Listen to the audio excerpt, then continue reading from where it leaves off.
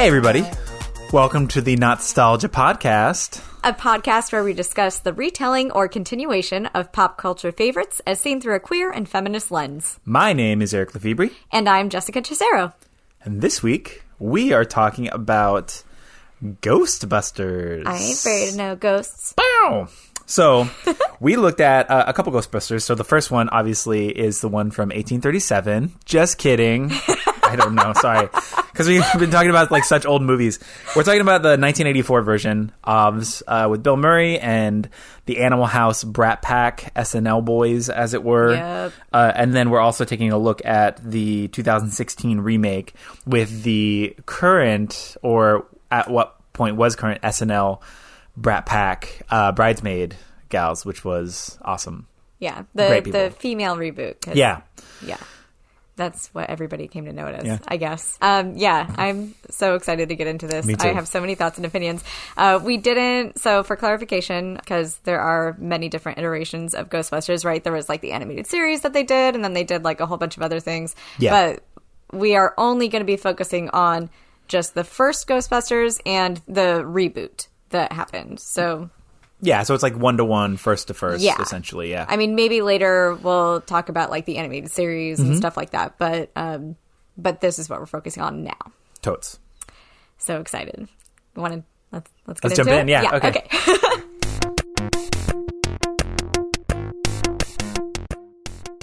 All right, so we're starting with Ghostbusters 1984. After a spectral attack at a local library, a group of scientists specializing in paranormal activity are called to investigate.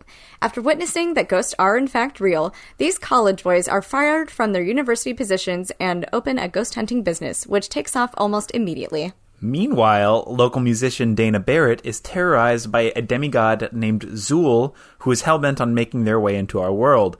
Both she and her goofy neighbor become possessed and subsequently bone, allowing a super chic ulti-god named Gozer the Destructor to come to our realm and attempt to end the world. Yep, that's it. That was the movie. No, I guess we could get into it then. There's a lot to talk about here with this. There is. I had a lot of conflicting feelings watching it again through this lens because I grew up with this film, and it's great. I loved it. I loved everything about it, and I still love it.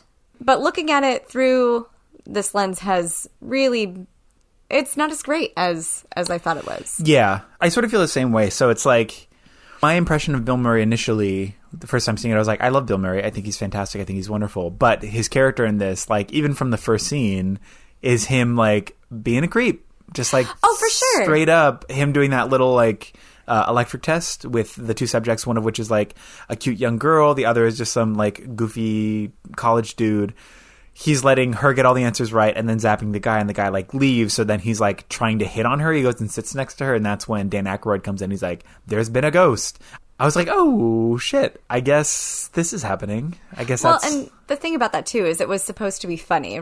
I like you, I love Bill Murray, all this other stuff, but then, like, looking back at this character, he was just such a slimeball. He was. Right? Our first introduction to him, like you said, was just him literally just lying to this woman, trying to seduce her. Mm-hmm. And then that's something that carries out throughout the film, right? He's always trying to hit on vulnerable women. Yes. And he's also just such a shitty friend. Yeah. He's a terrible friend. He puts everybody down, and I honestly don't know why the fuck he's in the Ghostbusters, because it seems like he could give a fuck less He doesn't care about ghosts. He doesn't care about any of this shit. He actually doesn't seem to care about anything. No.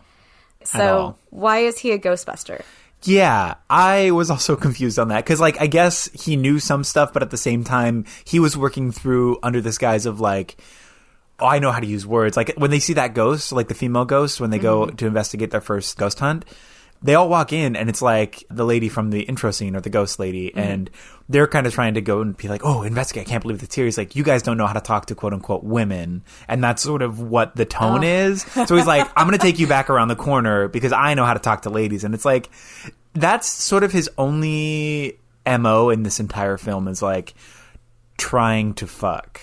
Well, and he's supposed to be the protagonist. He's supposed to be the like hero. He's the quote-unquote the hero. portrait of a good dude that we're supposed to like and be relatable and like all of that. And so what his character really does is just say that it's okay to be shitty to women and to just kind of want to fuck them. Like, the way that he pushes himself onto Sigourney Weaver, onto Dana, it was, like, really, like, uncomfortable. Yeah. And even when she becomes Zool, right? She becomes the gatekeeper. Yeah. When she is clearly not herself and she's clearly not in her right mind, and she's just like, I mean, she has a lot of power in that scene, right? Because she's exploiting female sexuality.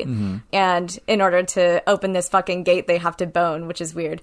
But, like, so she's there and she's, like, trying to bone him, and we're supposed to think that he does the right thing by saying, like, it's okay, sweetie, I'll talk to you later. But he allows himself to be taken advantage of a little bit. Yeah. And then he, like, kisses her on the chest when he leaves and says, like, I'm coming back for you. Like, dude, none of that was consensual. Like, everything up until... Like, I mean, she agrees to go to dinner with him eventually because she falls in love with his celebrity, not him. Totally. But he's just such a slimeball. Like, that is not consent. Like, I mean, it's like she was drunk. She was somebody else. And he's just trying to, like, use that as another way to get in. Totally. And I will say, too, if we're jumping right to that, I have a lot to say about that scene in particular, or sort of like the idea that... So Sigourney Weaver, yes, wasn't in her right mind 100%. However, the framing of the character was, like, confident and powerful and all of this. And that is the only time he is not interested in her. Yeah. The only time he says no, because every other moment he's being sexually advantageous and wanting to show up at her place of business where she is playing music just to be like, hey, I'm here in your life. Date me. Like, we should go on a date. Hey, we should date. You want to take me out? It's just like, cool. And then the moment she's like, I want you inside me, he's like, I don't know, because she's in this moment we're seeing a confident character. Obviously she's possessed, it's obviously not the same person, but the thing that turns him off is her confidence and sexually advantageousness. So she's essentially flipping the role and he doesn't like it.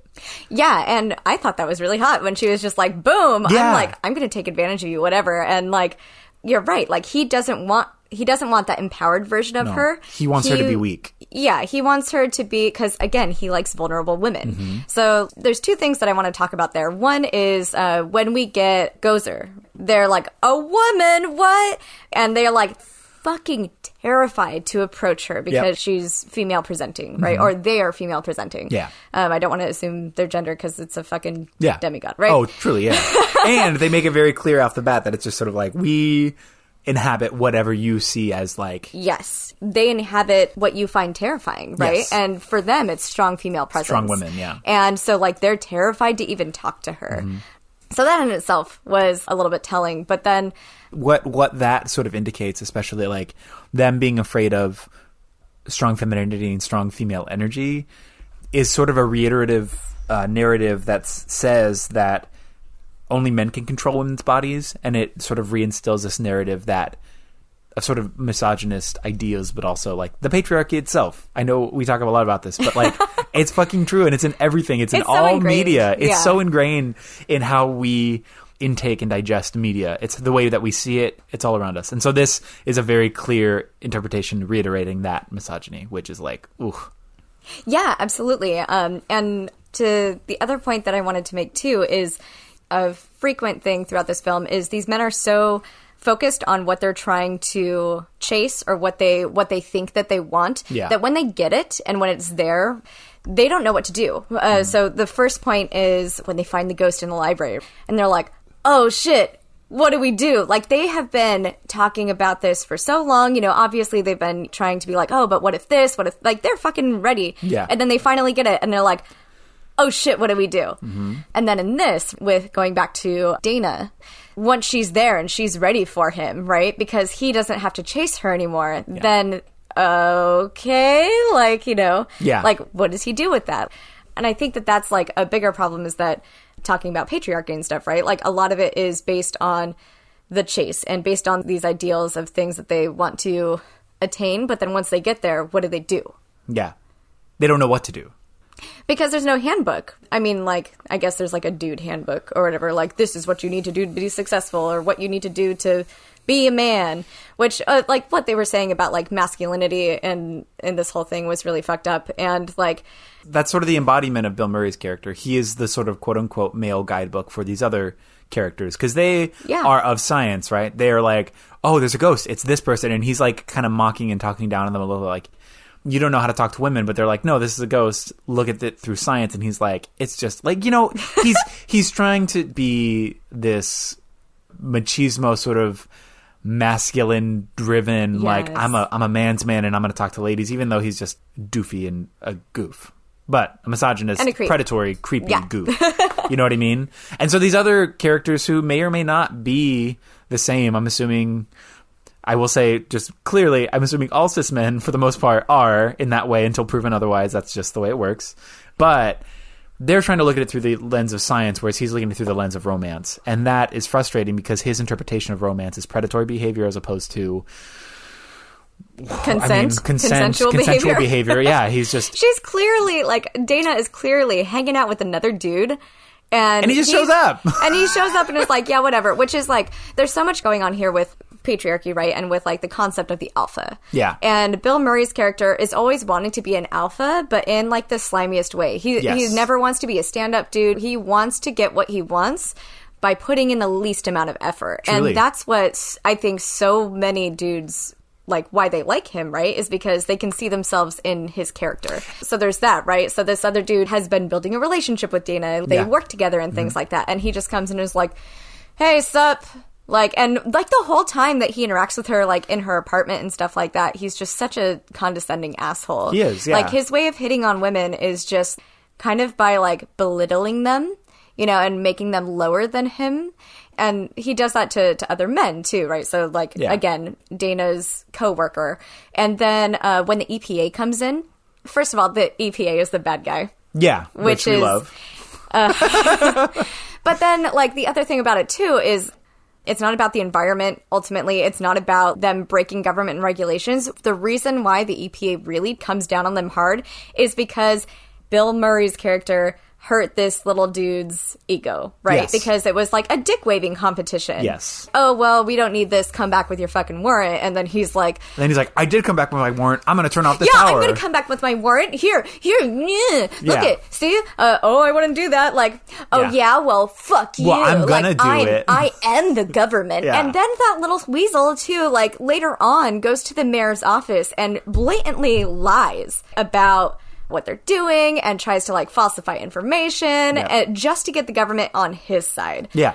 Well, I think it also is really telling about that time also because I feel like even in us having this conversation, I feel like a lot of people who were adults during that time would have that same argument that we hear all the time. It's like, well, it was a different time. I mean, again, that phrase itself is a way to justify racism. Yeah. It's a way to justify patriarchy. It's a way to justify misogyny. It's a way that a lot of people just say, instead of thinking about this thing critically, well, that was just the time. Cool, but also no, it's not. And you can think about this in a better way than the way you're thinking about it currently. So I think he is sort of the embodiment of that idea. Bill Murray is the embodiment of, well, it was just that time, right? So he shows up, he's trying to alpha his way through every personal and romantic friendship or relationship in his life, whether it's his scientific cohorts, right? He's trying to be like, well, I know how to talk to women, so I'm alpha boy. For Sigourney Weaver, he's like, let me belittle you till you feel small, and then I'm going to hit on you, alpha boy, with her and then when she becomes boyfriend. The alpha, then he's so uncomfortable. Exactly. And so that's the whole thing. It's like men think that that's the way to do it or thought that that was the way to do it. And sometimes it will work because it's abuse. You're just abusing somebody until they say yes. That's all you're doing. You're emotionally manipulating. You're gaslighting. You're doing all of these things to make somebody feel small and worthless, belittled to a point where they have to just say yes. They don't have to, but through that abuse, they're saying it to make it stop.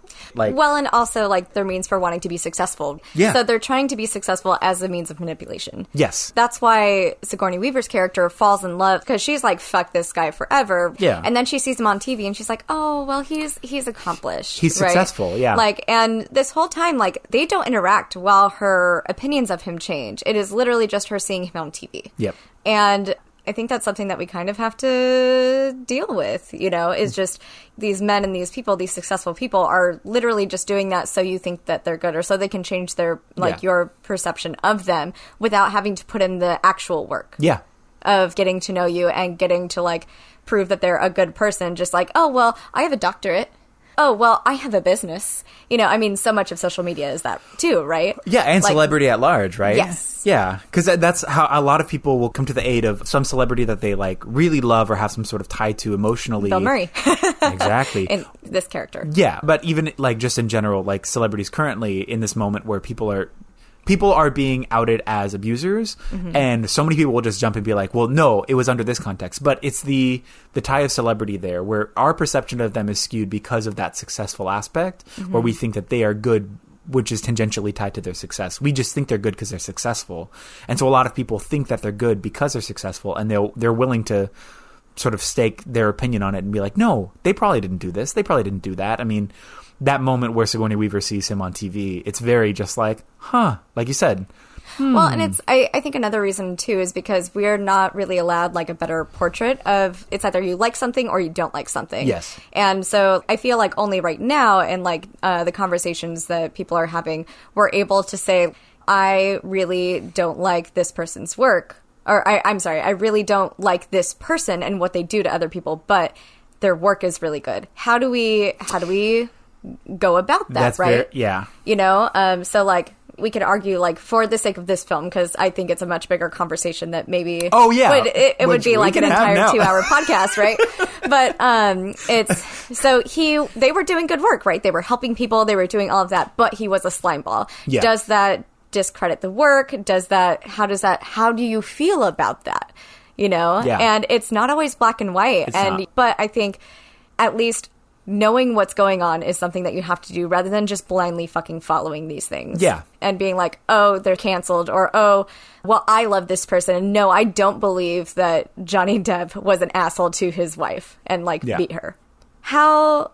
You weren't there. You weren't. Yeah. It's a hope situation where they hope that that's not the case. And because they hope, they believe. And because they believe, they're going to vouch for. And it's frustrating because I think that there's something to that. There's something to have hope. But the hope is centered around this idea of celebrity. They don't know this person. They don't know the facts, or they don't know any of that sort of personal stuff, but they're willing to bet on it. And I think the idea, like you said, because people are complicated. And I think, especially when people who are outed as abusers or are outed as predators, essentially, they could have done good things in the past, but they also have done bad things. And I think trying to have that conversation now is difficult because, like you said, it's easy to just say, this person is done. We're done with them. Yeah. Because I do think, and that's not to excuse or apologize for, to be like, well, people can get better. Because I do think that when people do shit like that, they shouldn't be given another chance. They should just I don't care anymore. I don't care about this. I don't care about,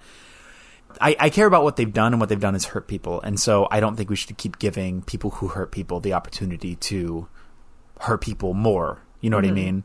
But people are complicated, and I think in this case, in Ghostbusters, Bill Murray, I don't think he really did anything that good. His cohorts were the ones who were doing the good work of catching things. And like you said, he couldn't have given less of a shit to be there. He was just going along because eye roll, maybe there's girls there. Well, and the actual science was being done by his cohorts. Exactly, right? yeah. He was doing nothing. We never really see him do a science thing.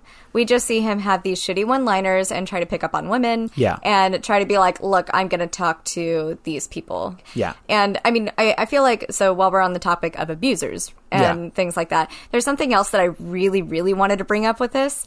And they have this commercial that the timeline is all fucked up on this because they get the firehouse and then immediately they have a commercial and immediately they have this and what feels like 24 hours maybe is several months probably. Yeah. So they, in their commercial, they end with, "We're ready to believe you."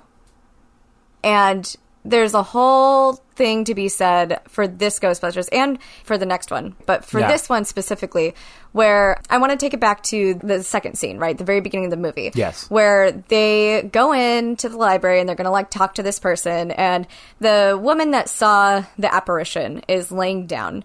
And she is like, they're like fanning her. She's like, oh my God, this was super traumatic. And they ask her this series of questions because they're interrogating her. They're not like, okay, what'd you see? You know, blah, blah, blah. They're trying to prove reasonable doubt with her story.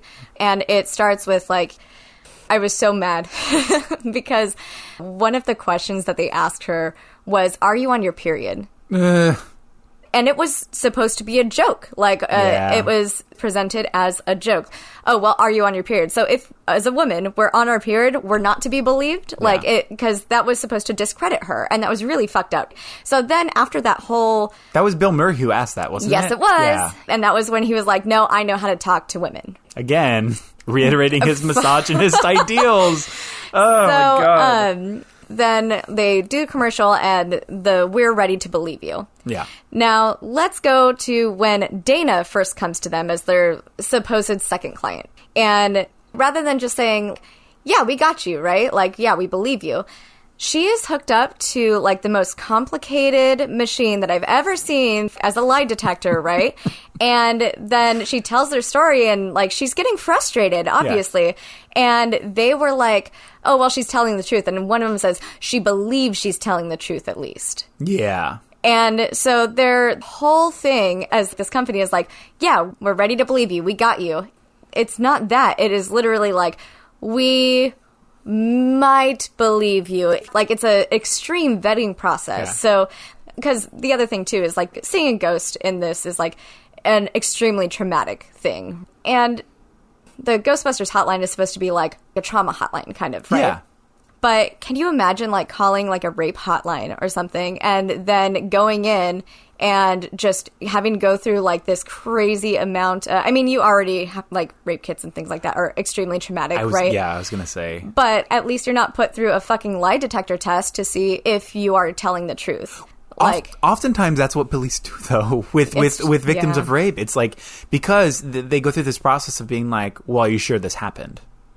What? That's true. Excuse me? Are you sure that, like, why is that a part of the process? And, like, not to say that that's all the time, but I think largely, and like you said with rape kits and stuff, it's incredibly invasive. It's incredibly, convince us you're telling us the truth. Like, make us believe you. Like, why should we believe you? It's like, this isn't an interview process to get hired for a job. Mm-hmm. This is the accounting of abuse. This is the accounting of an attack. And like you said, when they're calling into the Ghostbusters hotline, it's like, oftentimes these people have been attacked. It's like, yes, they've seen them, but sometimes the ghost, like, passes through them or throws them or does something. And so it's just like, hey, I'm calling for this. And so now, like you said, their second client, she thinks she believes what she saw, sort of, which is just like, what? Yeah. What do you mean? What are you talking about? And then I just, Yeah, and I mean, so all of these systems are just set up so poorly. Like, and it's terrifying to, like, the trauma that somebody has to experience in order to actually call these things, or these hotlines. I never reported anything because I was afraid that nobody would believe me. Yeah. And rightfully so, because, you know, like, how many times do we believe women? Truly. And, you know, these men are like, you know, their advertisement is saying, we're ready to believe you, you're safe, trying to form a sense of security and safety for these people that have been completely traumatized. Yeah. And then just putting them through a whole nother level of trauma. Yeah. And we see her just get so pissed. She's like, are we done here? And they're just like, well, you know, I had a really, really big problem with that. And that was one of my really big takeaways. Looking back on a movie that, like, you held dear to some extent. Like, same for me. Seeing back just how awful that character is and how awful the treatment of women and sort of believability of trauma, of abuse. And also, I want to ask, at what point does that scene with Sigourney Weaver happen? Does that happen before or after they go to the hotel? And they, like, capture Slimer for the first time in the dining room? Because, depending on where that lies, I forget... They believe the guy at the hotel who they don't know immediately, to the point of where, like, I saw him up on this floor, and they're like, got it, we're going. We believe you, no questions asked, let's creep around and then find, and like, oh, there's the ghost, we believe. But, like, they believed beforehand. I don't think there was any sort of moment of doubt, apart from possibly Bill Murray, who, again, is just whatever about everything, hard eye roll about everything, other than women. The hard eye roll is Bill Murray's character. Yeah, he's just a hard eye roll the whole time. I'm going to look this up because I feel like this is very important. You know what I mean? Yeah, because if we're talking about that specifically, then that's a direct tie to these characters not believing women, but believing men strange men, for no reason other than they said so. Whereas women have to be put through the ringer of rigorous testing, brain scanning, and then even passing that test, it's like, well, she thinks she believes it. Oh, cool. So now the truth machine is wrong because she's a lady? Like, what are you talking about? Her brain activity is incorrect because of her gender. Like, what? Like, it's so wacky, but it's also just very telling of this kind of misogynistic patriarchal structure and sort of conversation with and about women, both around and without female voices. Like, it happens after. It happens after? Mm-hmm. Okay.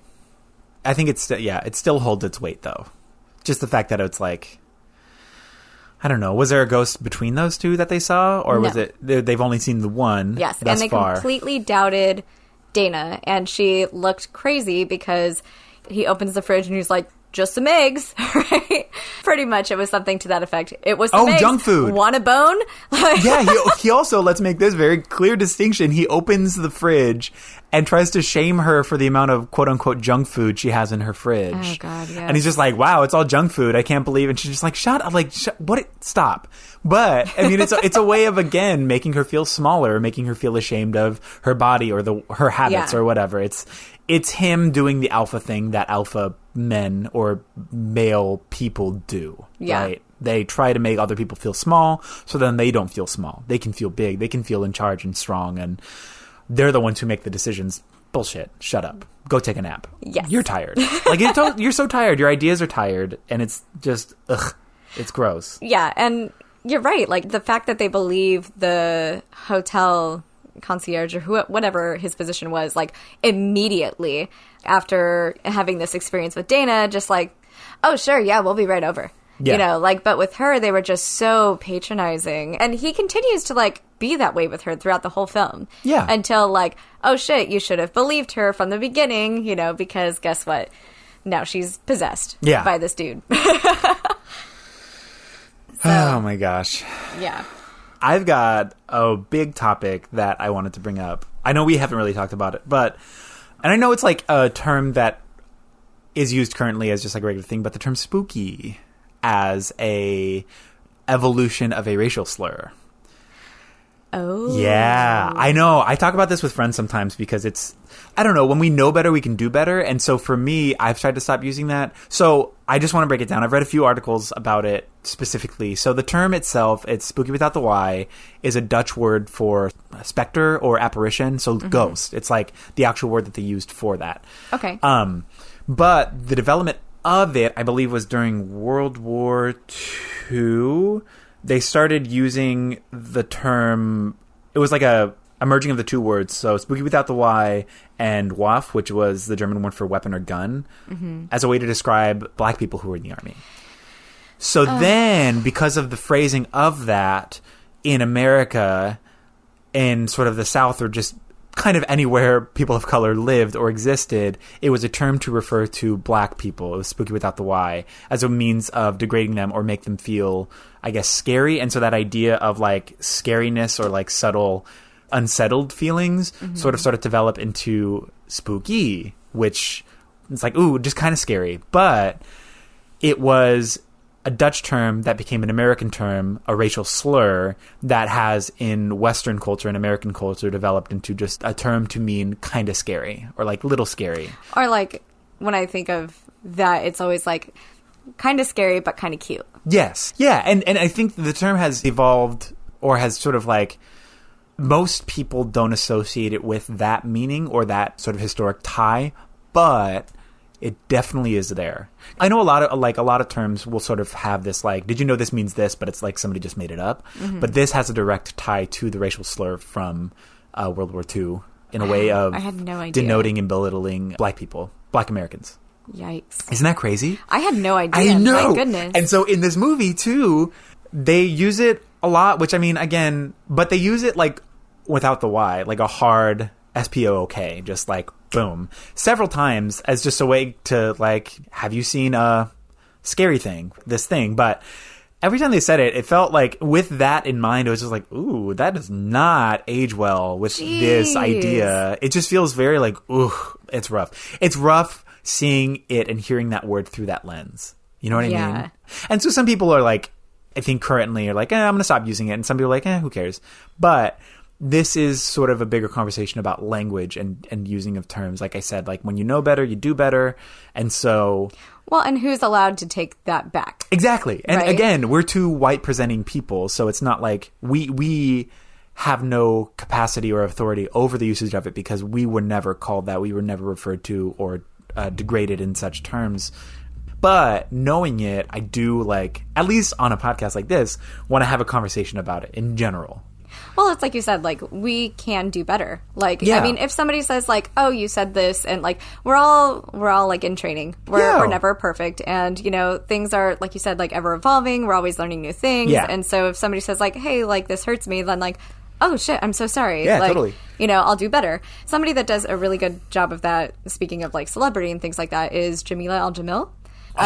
She is... Are you talking about the Ellen DeGeneres tweet? I mean, just like everything. I follow her on social media. Oh, yeah. She's fantastic. She's so lovely. And, like, you know, she engages with, like, her community that she's built around all of this. And she's just like, oh my goodness, I'm so sorry. Or, like, you know, she'll engage with these people because she wants to try to understand. She encourages everybody to kind of have this conversation about, like, if you're going to say something, like, you know, be educating people about it here, like, because this is where you come to learn and to grow. Yeah. And I think that's just so powerful because, you know, in a world of, like, cancel culture or whatever, like, we all don't know what's best. We don't know what's hurtful to somebody else, you know, Yeah. because we live in our own reality. And what's going to make us better is coming together and sharing these stories and these ideas and our truths and things like that.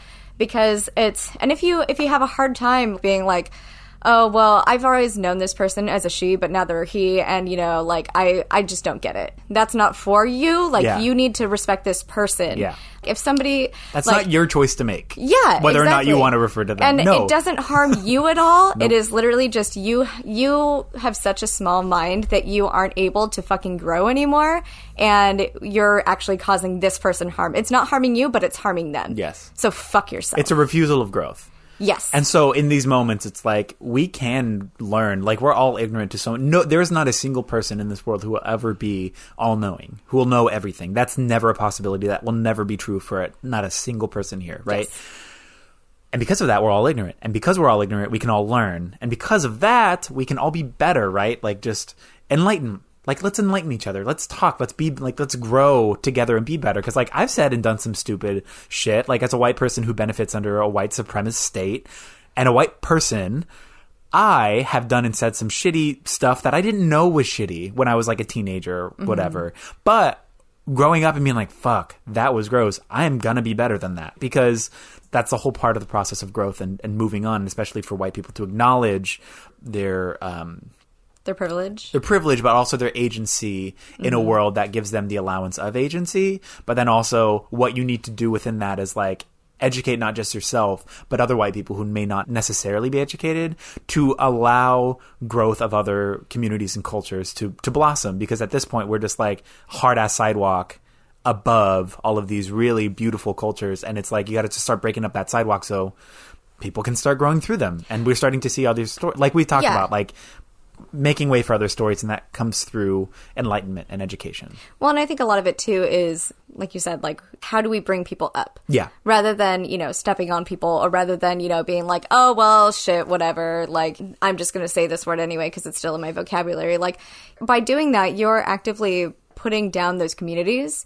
and that's causing so much harm, and that's so aggressive, and you have this privilege, use it to lift up these people or these communities, like, because there's a way to be an ally and to help and to do the right thing, and it's not by saying, well, not all white men. Yeah, my God, the not Like- all white. It's just so... so tired and apologist. It's so boring. Like, sure, this idea of, like, well, not all men, because my dad was great. Yeah, we're not saying your dad wasn't great. We're saying men in general are this, and we need to be better about men in general, because if you say not all blank, you're giving some sort of leeway or credence to the men who don't want to question, who don't want to think about stuff, who don't want to grow. And so they're going to see themselves in the not all category instead of the all category as a way of not doing any work, because they're going to identify with, like, well, that's not me, so I don't have to do anything. No. all of these people, because if you do all, everyone has to think. Everyone has to do some work. And that's what it's about. Everyone has to put in some work to be better and to make things better for other people. Yeah. And so to tie this all back, right? To Sorry, we went on this. Yeah. I know, super long tangent. But like to tie this all back, right? So like Bill Murray is actively called out a couple times that like, hey, you're garbage, right? Especially by their fucking secretary, who I love. Oh, right? yeah. She is often like, I haven't had a break in 2 weeks. I haven't done this. And he's just like, yeah, like he just actively treats her like garbage. Like he's being a shit employer, doesn't give a shit about her. And she's like, I quit better jobs than this. And he's like, yeah, whatever. I love that line. He does not care about this person, and that is so hard, you know? And I also wanted to talk about Winston's character. So, fun fact. So, initially this role was written for Eddie Murphy. What's interesting about, like, going back and looking into this film is each character was written specifically for somebody. Yeah.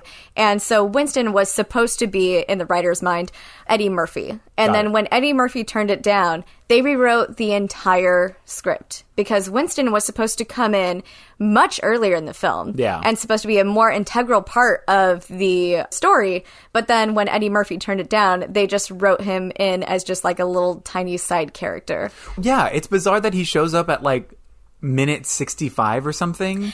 Yeah. Like super far into the movie, and he's supposed to be one of the Ghostbusters. And the way that they introduce him, it's just like, hey, I'm looking for a job. And they walk in, they're like, well, we're overstressed, so you're hired. And he's like, what's the job? They're like, it's this. He's like, I'll take anything. So it's almost just like it's such a bad way to introduce an integral character to the cast. Agreed, yeah. It was really cool that he didn't have to go through this extreme vetting process that any of their clients or anything had to do, right? Truly. They weren't even like, do you know anything about PPE? Like, you know, like his safety equipment and things like that. They're just like, cool, you're hired. Yeah. So it was great that he was just in. Yeah. But yeah, it was just such a weird fucking way to introduce him. Totally. And so a big part of me wonders, first of all, why did you have to rewrite it because Eddie Murphy didn't want to be in it? That's really strange. Because I understand writing for a character and writing for an actor, right? So you're trying to include sensibilities or sort of notes of their character. But a lot of this was ad-libbed, too. I know. Like, so I was reading it, and so much of these things were ad-libbed. When the bookshelf falls, that wasn't supposed to happen. It wasn't rehearsed or anything. Like, it just fucking fell. And they were like, was that supposed to happen? And then they just kept going on, right? And most of Bill Murray's lines were ad-libbed, things like that. So for a film where a lot of it isn't necessarily written, it's just ad-libbed, what does it matter if you're writing for this character? Yeah. Because they're not going to use these fucking lines you're writing anyway. Yeah. Why don't give somebody the opportunity to be funny? Somebody to shine, Yeah, give them the moment to shine. Whereas introducing this character late and then including them as sort of an integral part of the cast in like promo and stuff almost just feels like a tokenistic choice. Where you're making like this black person show up way late. They have very few scenes. And then at the end they're like, he's a Ghostbuster. It's like a way to just show, like, we're diverse for the public, but in the narrative, he's barely there. It just seems like such a lazy way to throw in a character. Like, we're not even going to write, and he shows up for a job. We said yes, he's on the team. Yeah. Okay, like, sure. I don't know. That threw me for a loop. I guess I didn't notice that when I was a kid, but then this sort of very nonchalance about the whole process with him was very, like, what are you guys doing? Like, what is this? What are these fucking choices that you're making narratively? Like, this is weird. Dude, as a kid, I didn't even realize that, like, the gatekeeper and the keymaster had to bone to, like, open up this portal to another dimension. Yeah. Like, literally, how fucking on the nose can you be? Like, you insert the key into the hole and, like, oh, of course. Hot. Just... it was so tiring.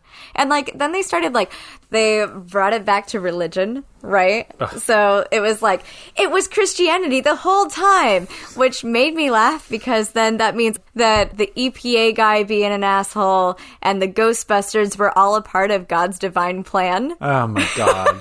That's so... Because there's no other way that would have happened, right? Yeah. If you're trying to put this under the guise of a Christian ideal being the ultimate truth in this narrative, then it's just like, oh, really? Like, that felt so, like, it felt just kind of like a inserted throwaway type thing because, like, you know, there's always, like, people that are saying, like, oh, we're living in Revelations, right? I grew up in a Republican Christian household. Surprise. Ooh, hey. I was forced to go to church every Wednesday and Sunday, which I would often ditch. Oh, man, it was the worst. Like, I'll get into it at some point. So tiring. But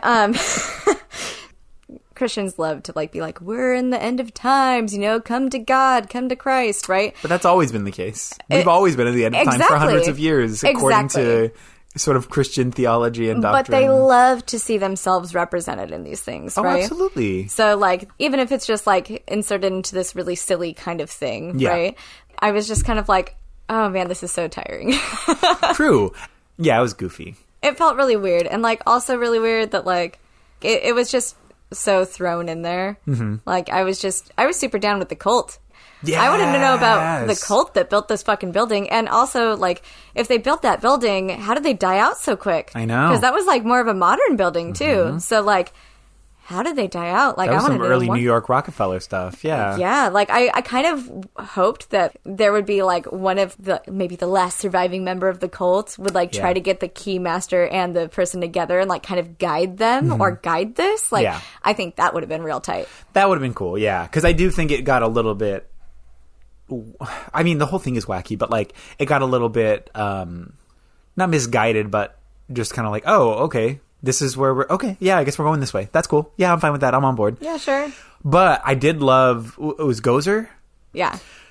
They were sick as fuck. They were so cool. So tight. Like, if we're looking at this character from a fashion point, damn. Based off of, like, David Bowie? Yeah, it was like, oh, man. Oh, my God. Yeah, it was like very David Bowie, very, what is her name? The supermodel who... Pause. So, I found it out. I am a very bad gay, and I'm so sorry to the queer community at large here. I cannot. I am so ashamed because I love Grace Jones so much. That I knew it was and like a Jones. I couldn't think of their name, Grace Jones. I think she was supposed to. They originally wanted her to be Gozer too. Really? Like they were going to offer her the part, but decided not to. How iconic would that have been if so Grace good. Jones? Because the whole time I was like, oh, this hair, this look, this power, this ominous presence, this like strength. Like when that character showed up, I was like, they're the coolest. And the whole time I was just like, this is Grace Jones. I wish this was Grace Jones. Grace Jones would be so sick in this. It would be so much cooler. And like, there's a moment where it's just like, are you God? And they're like, no. And she's like, then die. And like hits them with some Palpatine laser finger energy shit, which was just like so dope. And then that leads us into the ending where she's like, you get to choose who you want your destroyer to be. And then they're like, quick, empty your minds. Nobody think of anything. And then Dan Aykroyd thought of Stay Puft Marshmallow Man. And they were like, why did you think of that? And then that's when we get Marshmallow Man walking down the street. That's the ultimate baddie at the end. Because that's going to be the destroyer of the world. According to this awesome... Obesity and consumerism. Oh, yeah. That's a whole other topic. That is another topic. Yeah. Oh, my gosh. Oh, man. But... can we talk about Dan Aykroyd for a minute? Because he was my fucking favorite in the film. Yes, I agree. Like, what I loved about him is, like, no matter how shitty he was treated or anything, he just, like, he never gave Bill Murray the satisfaction. Yeah. Right? And he was just so, like, he had, like, this childlike wonder about everything, right? They're, like, trying to, like, wheel and deal with the person to buy the firehouse, and he's like, guys, boom! Like, he, like, goes down the thing, is like, cool, when do we move in? Yeah. Like, the whole time, he is just so yes and. Yeah. And he is so, like, there is no idea that's too out there. He is just 100% here for this, and 100%, like, he's a little bit dopey, right? But he's the person that has some hesitation before he does things like speak to Gozer or speak to the apparition and stuff like that. But he literally is the person that goes up and is like, oh yeah, hi. Like, you know, he just wants to move forward, and he wants to, like, he has such a curiosity, and he's just so endearing. Yeah. He's the best part of this film. I agree. He was the best. He is who I hoped most people identified with, but obviously that's not the case, because I think most people identified with Bill Murray, especially male-presenting people, cis males in general. Well, Aykroyd was also, like, because we talked about it on the last podcast, too, like, how a character is written isn't necessarily how they're perceived. They're perceived through the other character's eyes. Yeah. So he's never really given a lot of agency because Bill Murray is always like, oh, whatever. Yeah. Right? True. But if you look at Aykroyd's character just in of itself without the lens of Bill Murray, then he's so great. He is. Yeah. I like this movie. It's messy, but it's like, I thought it was cool. And then, like, even Egon, played by Harold Ramis. Yeah. Like, so those were the only two a part of that group that I thought actually wanted to hunt ghosts. Yeah, Bill Murray didn't truly. care. And then they threw in Winston, played by Ernie Hudson. Who just wanted a fucking job. He just wanted a job. But, like, I still can't get over that poor crafting of the narrative. Like, He didn't need to be in this film. he didn't. And that's what makes me sad is that they scrapped an entire part, but then was just like, well, let's just put a different black guy in there. And then they made his screen time down to what, like 15 minutes? Maybe. Or something, when he's supposed to be a main character. Like, oh, And okay. it's weird to have a main character, like, introduced within the last, like, half hour of the film. Yeah, right? like, what is that? So they should have just kept the original script and let somebody have that. Let somebody try, yeah. Yeah. You know? Like, please, white people. Yeah, Just stop it. And again, that's just hard. That just goes right back to just racism being very, very blatant, and why I think that move was a very tokening choice. Like they Yes. really just brought him in there for black representation and didn't give him a chance to live, and merchandising. And it was just it's so boring and racist and gross. And I'm just like, ugh, stop it. Everyone stop it. Amen. Again, just watching it through this lens now is just, it's so different. It is different, yeah. I do like it, though, because I feel like through this podcast and even in the last couple of years, I definitely was not very critical of the media I consumed. Oh, for sure, same. I just was like, yeah, it was cool. It didn't really matter to me. The intent behind things didn't matter. The product itself was the only thing that was important. And if it looked cool, I was like on board. But now looking at anything within the narrative, anything within the sort of cinema structure, these are all choices. Everything is a choice for the most part, being made by individual people with individual interpretations and individual voices.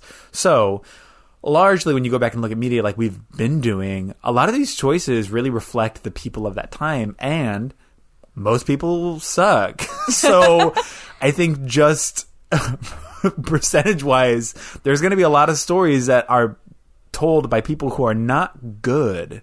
Generally. Well, I think they're also products of their time, right? They're products of their time, yeah. Like, if most people were just trying to go with the general consensus of humor, or, you know, and a lot of it plays into money and who's going to be able to, like, if this script is actually going to be able to be made, Yeah. you know, for sure, not making excuses. But it's really lovely that we live in a time where we can actually be really fucking critical about these things, and we're having a bigger conversation as a collective, rather than just, oh, this is good, oh, this is bad. Like, no, let's talk about this, and let's break down how we can create better characters and better representation. Yeah, truly. Yeah. I couldn't agree more.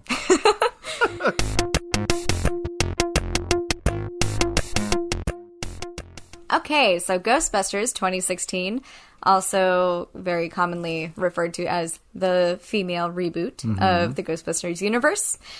All right. After a spectral attack at a local museum, a group of scientists specializing in paranormal activity are called to investigate.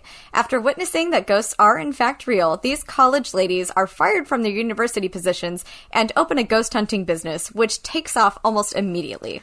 Meanwhile, inspired by a book written by our protagonist, Sad Boy Rowan initiates the final stages of his master plan to break the barrier and allow sad, angry boy ghosts to take over the world. After killing himself to become the empowered boy ghost leader he's always dreamed of, the Ghostbusters make their way to confront him in a battle to save the world. Okay, Ghostbusters. let's get into this. Let's dive right in.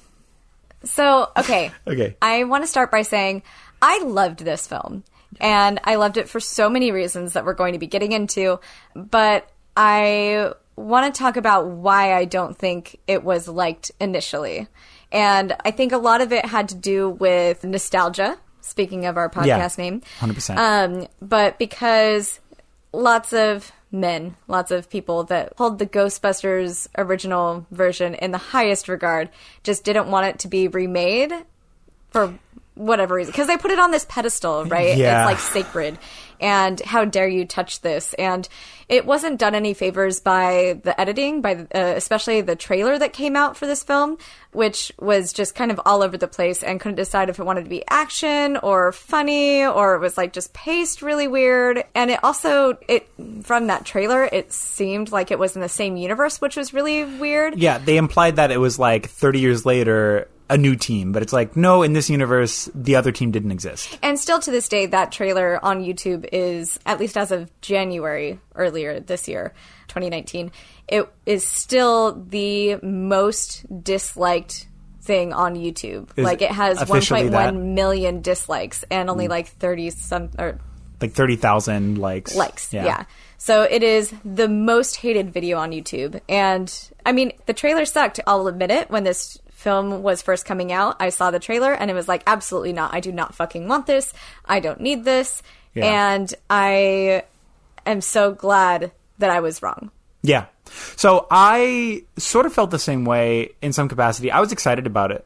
Initially, when I first saw the trailer, I was like, yeah, okay. Like, it'll be cool. I didn't really, I guess at that time or even still today, I really liked the first Ghostbusters movie. Like, we'll get into that at the end. But I thought this was going to be cool. I thought it was going to be great. And for the most part, yeah, it was cool. And it was great. And I liked it. I had a huge problem with the editing and pacing of the movie itself. So I think the movie was almost perfect up until, like, the introduction of Leslie Jones's character into the narrative, I think felt a little sloppy. And then a lot of scenes that, like, and reading about it afterwards, there's a cut where a lot of the sort of pacing gets fixed in some capacity, or the pre-edited theatrical version of this film has a lot of that pacing fixed. The first edit of this film, from what I read, was 4 hours. Like, which I would totally watch because I loved it. But yeah, I think you're right. I think some of that pacing could have been fixed if they had kept some other things in. I mean, as it is, it was already a long film. Oh, 100%. Right? It was already like over 2 hours. Yeah. You know. That's with a lot of really sharp cuts, like in like weird spots. Like even one that I hated, when they go to the concert and it's like they walk in, which is like, cool, we're introduced to this like scenario. Mm-hmm. They do a really weird cut to the band for like 4 seconds, and then it cuts right back to the joke where she's like, is the wear the hat, which is a fun joke. I thought it was great, but they cut those two so close that like it's supposed to be like an ominous moment where they're like investigating these rooms, and it was before, and then they cut to the loud music, like this band who's playing some shitty song to a crowd who doesn't care. And then it cuts right back to this moment where you've broken the tone, fully broken the tone of like what's supposed to be happening. And this moment was supposed to be like kind of jumpy, but like goofy. Neither landed because of this edit before. And I was like, that sucks. Cause like that would have been a cool joke. And in the same scene, there was another joke with Leslie Jones where Melissa McCarthy jumps, they catch her to go, like she's crowd surfing, whatever, which I was like, I'm bored, but that's fine. And then Leslie Jones does the same thing. Nobody catches her. The joke is, I don't know if it was a race thing or a lady thing, but I'm mad as hell. Too. Yeah. The joke is, I thought, was fantastic and wonderful in the way that it was like framed. I don't think it worked very well. As a standalone joke, I was like, yes, so fun. But that whole scene where it's just, I feel like the scene was 30 minutes and it was 20 minutes too long. Yeah. The concert scene. And like they had to do this whole thing when they capture the ghost finally. They're just like running around the stage and the band's playing like, ooh, yeah. And she like breaks a guitar. And I was like, you could have cut to them just leaving. Like that whole... sorry. I mean, that's how both of our shows go, right? I mean, if you don't know, we're both musicians. Yes. All of our shows are that sick. Like, totally. Ghost comes up. Throws me into a bunch of amp stacks. Yeah, for sure. I mean, it's cool. Like, no worries. Yeah. We break our guitars frequently. Oh, 100%. It's, it's theatrics. Yeah. So, I think I'm just jumping into my immediate problem with the movie. I do think that it was well written. I do think that there is a version of this script that exists and a version of this narrative that exists that makes really, like, it makes sense. And it's also paced well. And it's also cares about the characters enough to make things feel organic in the relationship. Both the tension between Kristen Wiig's character and Melissa McCarthy's character with the book. One didn't want it to get out because they want tenure at the college that they're working at. The other's like, you sold out. You used to believe in ghosts and now you're pretending like you don't. I think that this edit was fine with that, but I think the other, like, I want to see that 4-hour version because I think that it really, that version would have made me feel way more invested. And Kristen Wiig had a boyfriend in the other version, which I guess there are some moments like when she I'm bouncing all over the place here. You kind of are, but it's okay. So it's sorry. Okay. Get this out, and then we'll talk about it. Yeah. Because there was a moment too where like Bill Murray shows up and he is like, "I think you're lying," bah, bah, bah. And again, kind of just being like crummy character, a crummy guy. And Kristen Wiig's like, "No, I need to prove this. I need to prove this." And they're like, "Why? He doesn't matter." And they end up letting the ghost out. There was a scene or several scenes before where her boyfriend, who was completely edited out, is making her believe that her opinions are less than, and where he's convincing her essentially that her opinion doesn't matter and like he doesn't believe her. It's like almost like a small like low-key gaslighting narrative.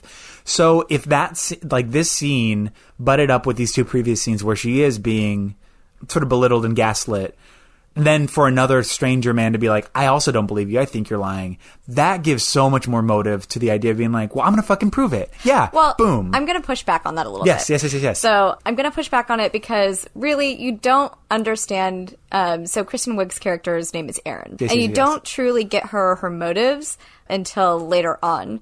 The whole reason, like her entire existence is based around this traumatic event that happened when she was a kid. Yes. Where she had a ghost that would come visit her and kind of hang out and like she was truly afraid of for over a year. Yeah, every night. She was trying to tell people and nobody believed her. So again, just like in the old one, there's this narrative of believing women.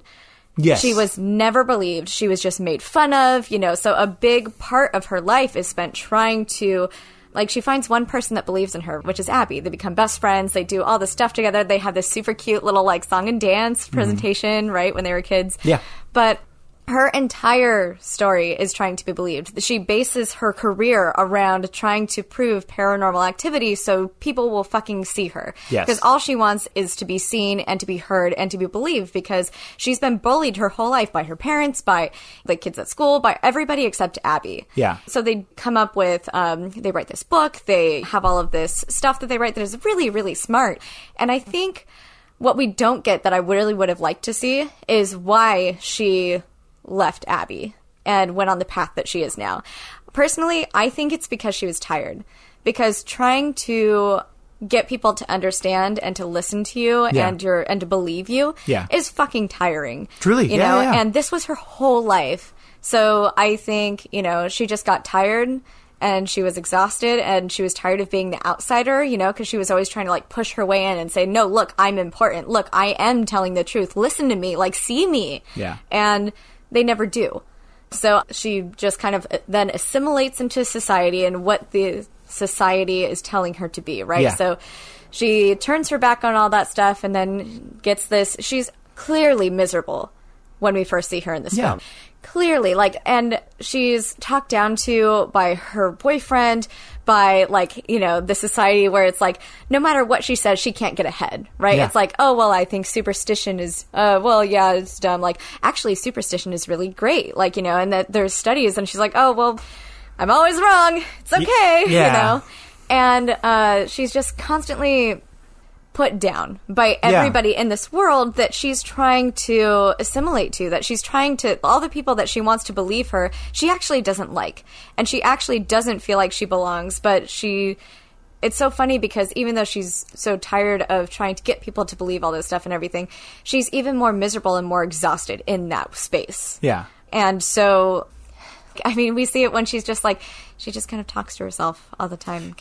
She's trying to reason with herself. She's trying to be like, I'm not crazy. Oh, no, that's great. It's fine. Everything is fine. This plant, it's just getting some air. I'm not fired. It's fine, Well, and what I will say, that whole storyline 100%, and I totally see it, but I don't think it was told as eloquently as you just told it. I agree. Because the only person who really is not believing her that we see as an audience is the guy who she's trying to get tenure from. Well, and her boyfriend. But her boyfriend wasn't even in the movie. You know what I mean? Let's go back. Well, he was, just in little parts where he, like, you know, in the very beginning, he, like, takes her to this party and he's, like, trying to, like, schmooze. Like, the way that her boyfriend treats her. Which version did you watch? He's in it. Is he? I didn't see a single glimpse of him in the theatrical release. In the theatrical release, that character does not exist. I did watch it twice because I wanted to make sure that, do these opinions hold? Am I still thinking this? Was it a weird pass? Was I in a weird mood? Like, what was the thing? So I watched it 2 nights ago, and then I watched it last night. I believe in the theatrical release, the boyfriend does not exist, which makes it very confusing for me because she is saying nobody believes her, but the only person who we see as an audience in the theatrical version who doesn't believe her is the guy she's trying to get tenure from. And then she switches, and then the only other time we hear about her story about the ghost is this one time when she's talking with Melissa about it. I'm using the actors' names, not the character names, because I don't remember things, which is why I'm like, I could be totally wrong here, everybody. We should Google it. We should Google it. Okay. I honestly think...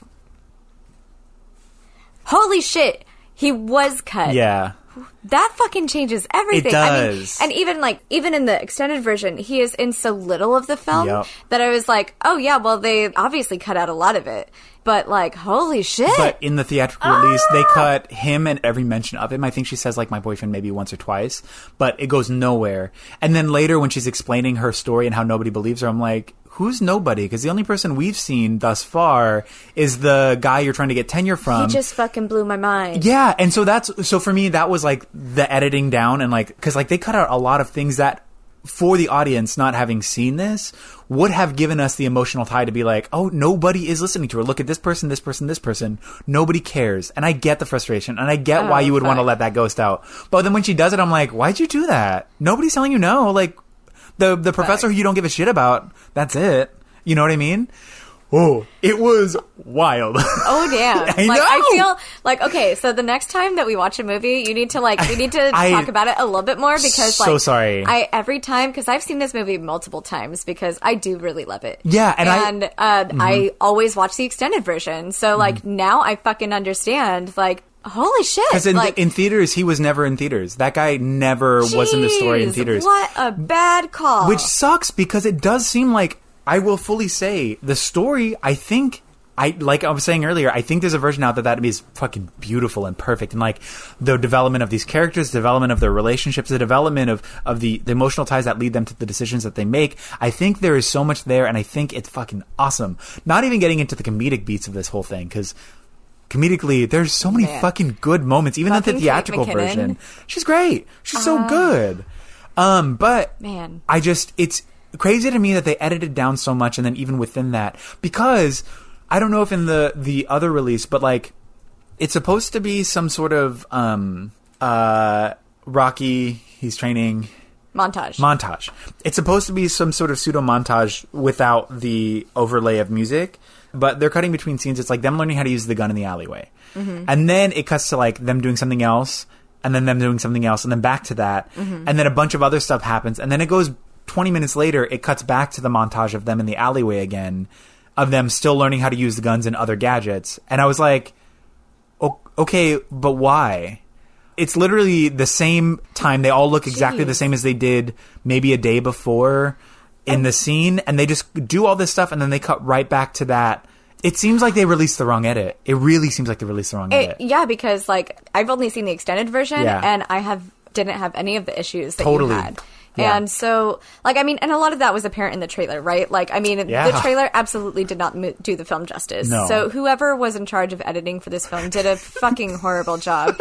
And I'm really fucking mad because, like, this is so infuriating because, like, I mean, yeah, I get it. Phil was a subplot or whatever, but he was supposed to represent everybody that didn't believe her growing up. Everybody that always kind of put her down and always, like, I have a whole thing written on how I wanted to talk about him and how he just kind of she's a dressing for his arm, you know. She literally is just, and he's embarrassed by her. He's with her, but he's embarrassed. And we can still talk about that. You know, we absolutely still can. Oh, man. You know what I mean? Because then people can watch both versions. So I'm the version who hasn't seen the extended. Yeah. You're the version who has. Oh, man. So we can have the conversation about like that, and I'll be like, whoa, that happened? I had no idea. You know what I mean? God damn. Isn't that crazy? Okay. I'm going to say right now, if this is your first time and you haven't watched it, this Ghostbusters thing gets a lot of bad press, a lot of stuff, and it has nothing to do with anything other than the editing. Really? Because really, it is.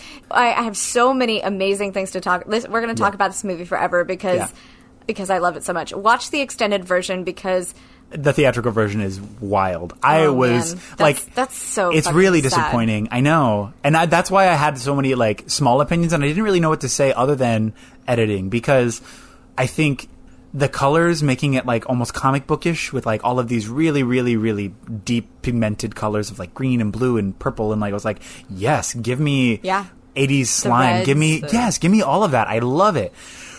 The way it looked, the comedy, the jokes, sort of like the tie-in to Bill Murray and Dan Aykroyd, and like I thought Sigourney Weaver even in the end, all of that was great. I love it. I love the whole, they go to the firehouse and they're like, oh my God, it's the place. And we're like, yes, the same place. And it's like, it's $20,000 a month. She's like, go to hell. What do you mean? What? Go to? She's like, I did love that. That was great. And then they're like, they have to settle for something else because we're telling a story. We're retelling this story set in a modern day New York City, which is fucking expensive. Yeah. So it's like, well, we can't have this thing that was kind of a centerpiece for the old film because in this day and age, we can't afford it.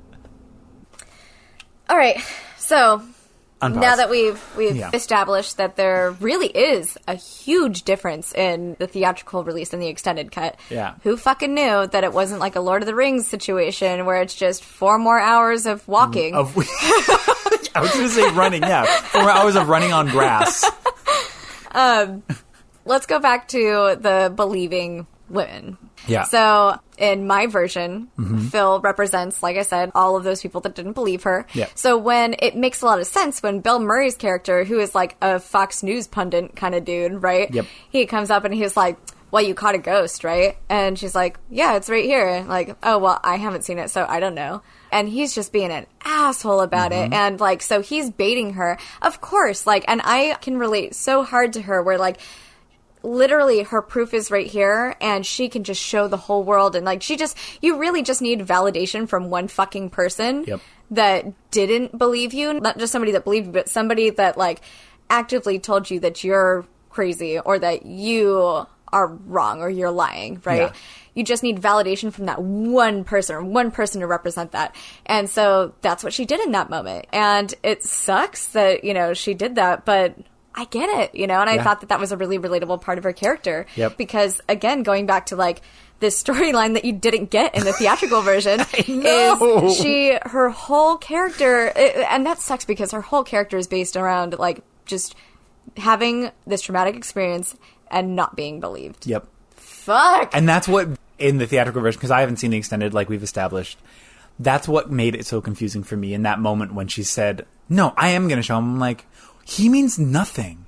Why are you doing this for this person who sucks? Like, you've established yourself as this, like, relatively confident in the face of all this, the adversity that we've seen thus far. And this is the first moment of adversity since you've gained that confidence back with Melissa McCarthy and Kate McKinnon, where they're like, that's the one I knew. I remember this person. Like, you're back. Like, let's do it. And they're all just like, yeah. And then this one asshole shows up and he's like, I mean nothing to you and I don't believe you. And she's like, well, okay. And like, what? What do you mean? Like, why'd you do that? Like, so confusing for audiences. It was very confusing. Yeah, man. That was weird. I don't know what else happened in the extended one. Like, do you have... So, I heard that he was the biggest plot hole. As far as...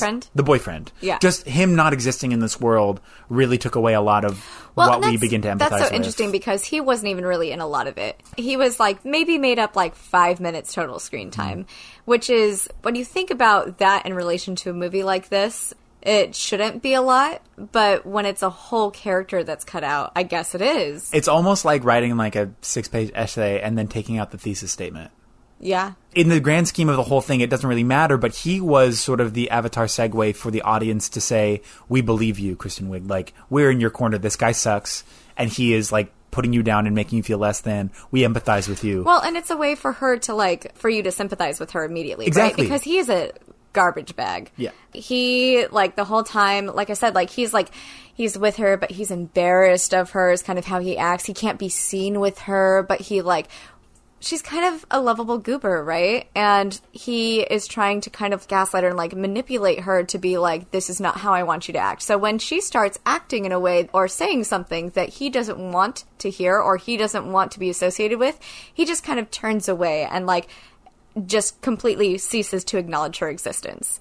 And that's his way of subtly doing manipulation to her. Yeah. And then he does other things where he is like, that's what you're wearing? Like, all the fucking men in this movie had a comment about Kristen Wiig's character's clothing, which they can fuck right off, right? You know, she's like, what? What's wrong with this? You know? And it's all men. None of the women give a shit. Yeah. It's all just like, that's what you're wearing? Like, her fucking boss, her boyfriend, her, like, all these people are trying to police how she looks and how she acts and what she does, you know?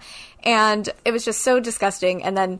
when you get that introduction about Phil, and that's reiterated with the Dean, it's just like, oh yeah, y'all are pieces of shit. Yeah. And you want her to break away from that. And you want her to find her own voice. And so when she does, and when she, like, discards Phil, that means so much more. But you don't get that satisfaction, man. Like, and what's wild, too, is they've set this up in, like, the sort of the rule of threes, essentially, with, like, introducing these sort of adversaries. So it's Phil, then the guy, and then Bill Murray. On the third one, she's like, fuck it. yeah. I'll show this thing. And even after leaving Phil, like you said, yeah, she left him. Now she's, like, growing and she's becoming a better person. But even in that growth, there is still a couple steps back when still faced with that same adversity, because trauma stays with you in that way. So with that as a storyline, I would be like, oh, fuck. I get it. Like, I get why you did that. I resonated with that so much, and I'm so sorry that you didn't get that, because you need to watch it again. I'm going to watch the extended version.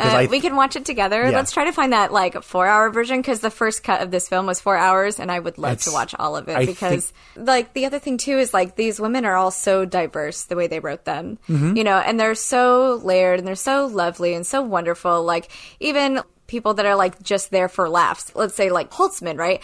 Super smart. She does not give a fuck if you're a man or a woman or whatever. She's just like, if you're hot, she's in it. Yeah. You know, she's, like, allowed to be crude. You know, she's allowed to be silly. She's allowed to be funny, but she is always just so smart. Totally, yeah. You know? And, like, even in when they're developing the thing, she's like, well, this was this way last time. She's like, so I did this to do this, I did this to do this, I did this to do this, and also this because it looks cool. Anyways, here's a way better gun than you had before. And you're like, oh, fuck yeah, that's sick. Yeah. The thing that I heard about her necklace, it's a screw you necklace. Did you get that? I didn't. No. Because, like, it's like the pendant thing, and it's a circle, and it's a U with a screw. So it's screw you. Oh, that's cool. Isn't that cute? I love that. But, like, one of the things that, let's get away from things that maybe didn't exist in your version of the story. And maybe we'll probably definitely find some more as we go through. Oh, absolutely, right? But female friendship and strength, I want to talk about that. Yeah. Because... So a couple things to point out right off the bat, especially with your version, right? There was no romance in the film. Was it? No. This whole film was about female friendship. Yeah. And about overcoming the patriarchy, essentially. But there was not a romance in the film. And even when Phil is in the film, like in mine, he is just such a small thing. Like, I didn't even really consider him a plot point. That's why I was like, what the fuck do you mean he's not in there? Like, whatever, it's fine. Yeah. Because he wasn't important, and he wasn't romance to me. It wasn't like a big thing. It was just like, oh yeah, he's trash. Whatever, move on. But so there was no romance, and there was no exploitation of female sexuality at all. You know what? Yeah, you're right. There really wasn't. That was the narrative that I liked the most, was this female friendship. Just the building of yes-anding, and, like, even with Leslie Jones when she shows up, even though that still felt like sort of outsider thing, just like in the first one where it's just like, oh, the black character. And they did a better job at integrating this character who isn't a part of the science in any capacity to be there. And she's like, yeah, I'm a part of this. I don't care. Like, I want to be here. They're like, well, we don't know you. She's like, well, let's get to know each other. Well, and I would like to be a part of this thing. And that's what I liked. She has something to offer right off the bat, She does. She's like, you know what, you may know science, but I know New York. And I love that, like, because so often when we see, like, people that are authorities on big cities and things like that, they're, like, stuffy old white men or whatever. But she's this, like, fucking awesome black lady that is just like, oh yeah, and this place was built on top of this, and she knows the history of the city. She's a history hobbyist of New York, which is so great because, like, that plays into throughout the whole film. It's not just like, oh, you know this one thing, boom, that's it. She's the person that gets to say, like, oh, this is where this was built, and oh, this is why this is here, and this is why this is here, you know? And even she's the one that figures out how to actually, like, reverse everything at the end, even though she's not a scientist. Yeah. Right? So she is always given agency, and she always has this presence, and she's always like, you need me, I can help you. I can do this. And she's always confident, and the other women are like, yeah, okay, cool. And that's just such another thing is they all lift each other up and they all hold their own space and they're never condescending to each other. No. While all of the men in the film are super condescending and just like don't give a shit, and like even the little soup boy, right? Oh my gosh. Like, oh, it's soup, you know, and she's like, this is dirty dishwater, you know, and he's like, yeah, whatever. Like, yeah. But then at the end, he's all like, it's all this. She's like, we have to find a good ratio. Like, there's got to be a middle ground. It can't all be wontons and one wonton. Yeah, but like all the men in this whole like are all shitty to everybody, right? Yeah. But like they throughout the whole thing, they're together and they're allowing each other to like have that space and to have that agency without stepping on each other. Yeah. And they're also never overwhelmed. When something happens, it's like, oh shit, how do we move forward? Because they have been existing in a world where nobody cares. You know, like our first introduction, let's go back to Leslie Jones's character, Patty. She's an attendant for the subway. And so she's sitting there and she's like, hey, how's it going? Hi. You know, she's sitting in this little booth because all she wants is human interaction. And she's denied that at every point because people are just walking by or whatever, you know, and she's just like kind of, love your shirt, you know, okay, see you later. And the only interaction that she gets is from our little sad boy villain, who's just like, the workers will die last. And you're like, oh my God, you're boring. Yeah, you're boring. But yeah, like they never put each other down. They just pull each other up because they realize that they're how they're going to get through this, right? And even in the very last part where, and I totally cried. I cried so hard because they did such a really good job of showing that these two women had, you know, gone their separate ways and they were still able to come back together and have this amazing friendship. And when Kristen Wiig dives in to go get her without fucking hesitation, just fucking like, boom, I'm going in after my best friend. Yeah. And so there's a line that Rowan uses when he talks about all of the ghosts in this other realm, right? He's like, they're all angry and they're all men, you know, like all of these like evil spirits that he unleashes and everything, right? So when you think about the two women in there, they're literally inside the heart of toxic masculinity and they are saving each other from that. Yeah. One person is about to be pulled down, presumably to never see anybody ever again. Mm-hmm. And she goes in after her friend, not giving a shit about what happens to her because the only way they're going to make it through is together. Yeah. I cried so hard, like after, man, it was so good. I want to see the extended version really bad now because I didn't have that same takeaway at the end. Or that same emotional thing. Just the story didn't lead me to that same conclusion. Really? Yeah. Oh, which is wild because it was a cool ending and I did like it. I absolutely did love the ending to a certain extent. But the narrative of the theatrical release did not lead me to that same conclusion. Emotionally, at least. It didn't lead me to that same spot. I mean, obviously, again, because in this conversation, I'm a male presenting person, right? So it's not like I can understand and empathize with emotional tie into it. But at least in the theatrical release, because of that lack of empathy building within this world, it was like, I still felt like an outsider to these characters who I should feel at home with, right? Oh, I should feel so comfortable with all of these characters, but I felt like I was still learning stuff about them in the end when I was like, oh, that seems weird. Oh, and question. I wonder how much of that is like, you know, not everybody is going to have the same takeaway from a film. Oh, right? no, and exactly and that. So, like, I wonder how much of it is the extended version or the differences between you being male presenting and me being, you know, female presenting, and from the struggles that I've had versus the struggles you've had, or like how I feel as a woman and the struggles that I have as a woman, right? Yeah. So, like, something that you may not have noticed. Yeah. There's so many moments. Each of these women are like sitting there kind of like talking to themselves, kind of like, okay, I can do this. Let's do this. Where they're talking to themselves, where they're just, you know, psyching themselves out or like trying to tell themselves it's okay or trying to do stuff like that because that's what you do as a woman, you know, like, because you're just kind of always navigating this area that you're not necessarily allowed to be in, or there are very strict rules about, obviously, let's go with what's in this universe, how you can act, what you have to wear, you know, like in order to be accepted. And so like just them just always kind of, except Holtzman, because Holtzman is like just so fucking good all the time, you know. But like I think she also walks a line that the other women aren't. No, and I agree with that. But like, you know, they're just kind of like, okay, I can do this, all right, ooh, it's fine, you know. They're always kind of talking to themselves, reassuring themselves, that sort of thing. Yeah. I want to go back to what you were saying about female friendship in the sense of camaraderie enclosed within one another in the opposing sort of world of fragile masculinity. Like you said, they yes and they never belittle one another, whereas everyone around them is constantly, like, all the men are constantly, like, kind of putting each other down, and even, like, Rowan, he's, like, being told that he's crazy by everybody. They're like, oh, like the waiters, they're just like, oh, I'm not going to him. No, you go to him. Like, this guy's crazy. I don't want this. These small moments where it's like, people are just, like, putting each other down, but they never do that to one another. Even if there's a question or a moment of doubt, it's just like, try it again. Let's try it again. Let's go again. Let's do this again. Like, yeah, that's true. You know what I mean? Any small shadow of doubt that any of them have, it's like, it's not even like a you failed and understand that you failed, move past it. It's a, you can try that again. Like, or like, have you tried it this way? And then they're like, oh, cool. Great, thank you. Like, it's nothing but sort of a nourishing environment for each one of them, especially somebody, or the relationship between Melissa McCarthy and Kristen Wiig, because they were so opposed for years, right? Because of the book. And they had this sort of, will you abandon me friendship, and then trying to rekindle that flame back into what it once was, being best friends and being able to trust one another when both of them felt like there was some distrust there once that friendship had broken.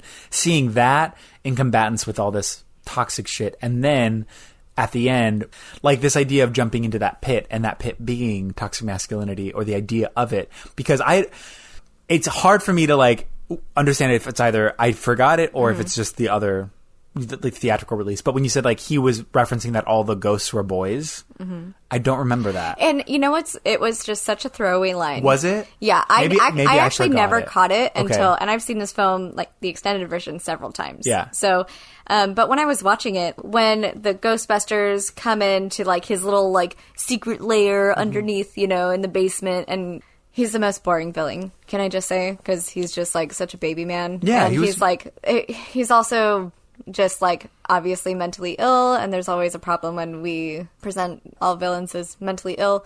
Yeah. But anyways, he's standing there and he's like, these are my friends, kind of, right? They're mostly men. Like, okay. It's this very like throwaway line. I forget exactly what it is, but it's like, they have been wronged too, and they're mostly men.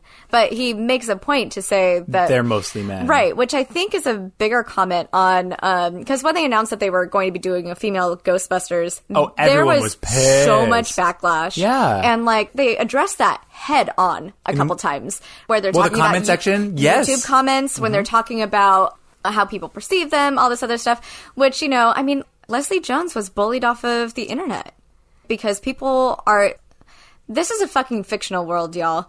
If you have a problem with somebody, like, I mean, you should never, ever, ever bully somebody to the point to where they have to get offline, especially because, like, they're just doing their job. And Leslie Jones did a fucking amazing job in this. It's just frustrating that people don't know how to... It's the problem I have with, like, not owning your shit, right? Because we all have baggage, we all have opinions, we all have these moments, but people don't know how to sit with uneasiness. So oftentimes, and like it sort of seeps into when people have a lot of like toxic relationships, it's because neither person, or maybe just one person, doesn't know how to manage their stress, or doesn't know how to manage their anger, or their sadness, or these moments where they feel vulnerable and small. And I will go back to this, it's largely cis men who don't know how to fucking cry. Kyle. Jesus. You know what I mean? Like, yeah.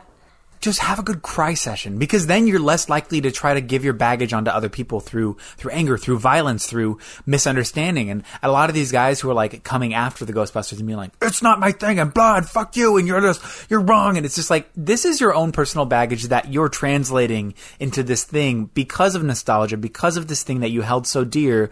You don't know how to process these emotions yourself. So you're now giving those emotions away by means of getting rid of them. But you're just going to come face to face with this in the future when you come into some other stressful environment or something that makes you uneasy, something that you don't necessarily like. Instead of dealing with that and processing and asking yourself, hey, why don't I like this? Or why is this making me uncomfortable?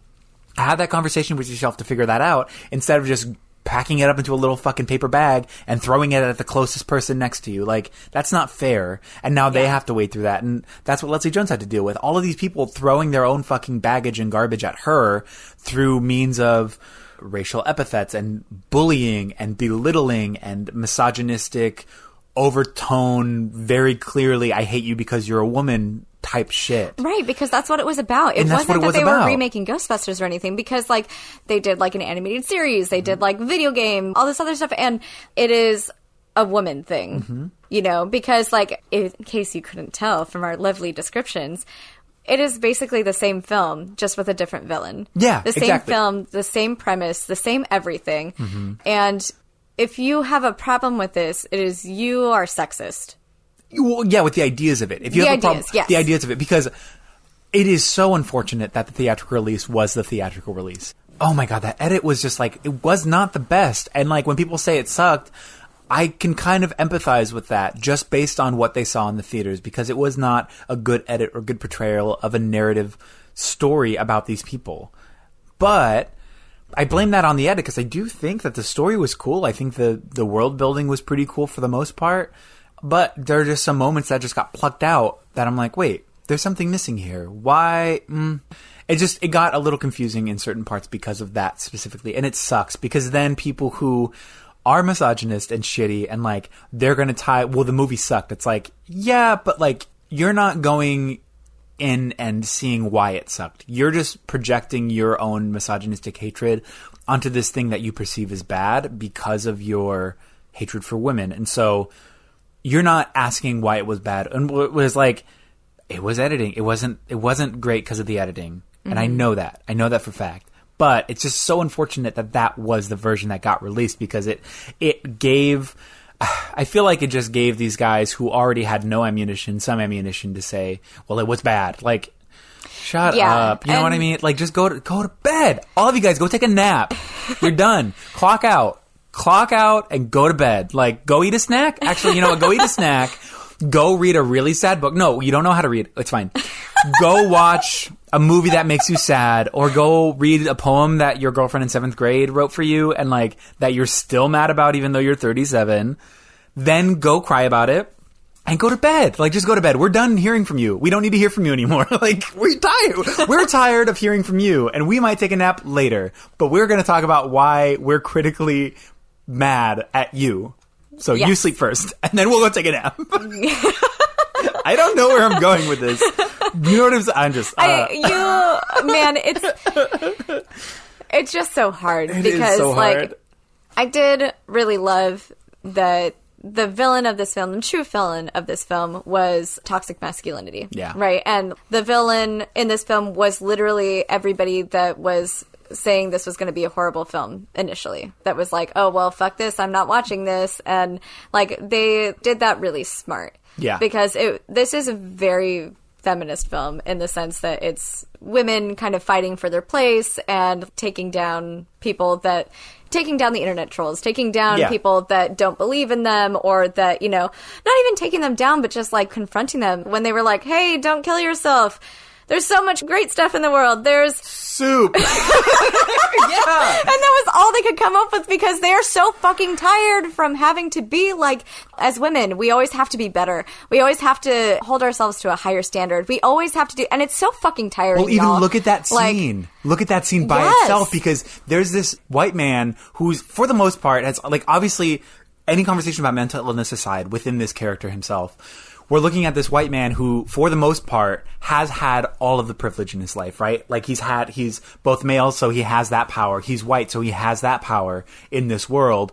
He's having to now be talked off the ledge of suicide by these people who've had to deal with so much more adversity than he's ever seen in his life, probably. Right? Well, and also, like, the whole Grandmaster plan to, like, take over the world or whatever and make people feel sorry or whatever is literally... So, like, he read their book. He read their book and he literally took their words and twisted them into something else. And so that is how he is getting his revenge, is by twisting the words of these women into something else that is going to take on a life of its own. Yeah. So he's using their work, their hard work, and essentially just taking that, spinning it, and now that they're confronting him, they have to convince him that his life is worth living, even though they have every right to be like, you fucking suck. Like, not, again, and I'm going to rephrase what I just said, because that is not me advocating for any kind of self-harm or anything to that capacity. And I fully understand the way I phrased that was like misleading. That's not what I'm saying. I'm saying that this character as himself was not a good person, but if we're looking at this relatively allegorically or from like a sort of social perspective, it is what is happening every day. It's women who are strong and have gone through stuff and have gone through trauma and have gone through so much adversity and have brought themselves to a place where, like, I am confident and I am going to be this person, talking to white cis men who haven't had to go through pretty much anything for the most part in their lives, trying to tell them why they're worth it and why they should, like, really reconsider certain things. And it's like, that's not their job, but more often than not, it ends up being their job because men don't know how to handle their own shit. Again, Kyle. Cry about it. Go fuck. It makes me so mad. Some guy named Kyle is listening to this. Like, I know. Hey, what the fuck? Sorry, that Kyle, but I'm saying Kyle is a euphemism for all straight white men, generally. It's just so interesting that I feel like they knew they were going to get this hate when they started writing this and all of that. And so I love that they tried to, like, tackle that head on. Yep. But I feel like it was done so subtle and so smart that maybe it was missed a little bit. Because, like, again, all these ghosts that want to come through really just want to terrorize everybody because they were hurt. Yeah. Because they never processed their emotions. Everybody with unfinished business didn't process their emotions. So go to therapy. Therapy is great. Talk to your friends about this stuff. Be vulnerable, because we all have feelings and emotions, and it's okay to have them.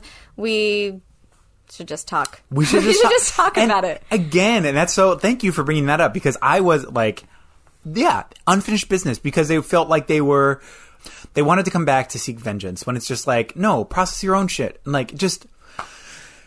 Everyone needs to be vulnerable and allow themselves a space to talk about it. And I know a lot of people don't have that space or that safe space where they can be vulnerable and talk about it.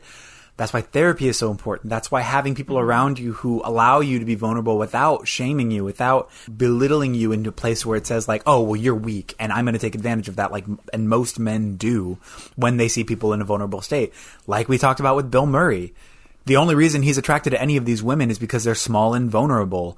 The moment that one of them becomes bigger than him, both emotionally and their power is just, like, stronger than he will ever be, is the only time that he's disinterested in that person sexually, let alone the idea that he's only looking at women as sex objects, because that's all he's doing there. And that's the only thing we're talking about. The only reason he wants to be with Sigourney Weaver is to fuck.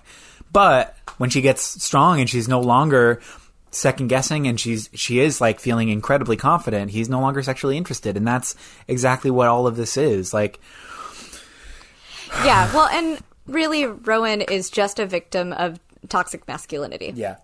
Where I feel like the first film was showing what toxic masculinity looks like, and this film was showing how toxic masculinity affects people, like the victims of toxic masculinity. So we have Rowan, who feels like he's not empowered because he doesn't have muscles, because everybody kind of looks down on him because they think he's a little weird and stuff like that. Yeah. But then when he becomes ultimate ghost, whatever, possession god person, right?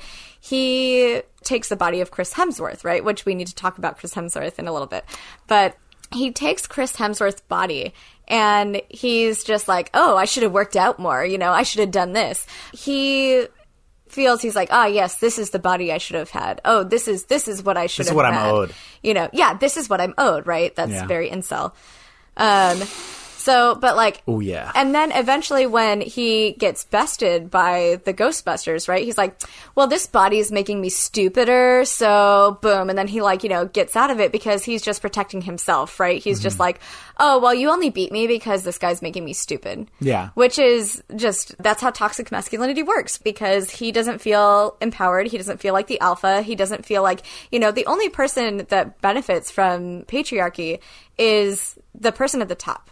Yeah. And everybody else is just a victim.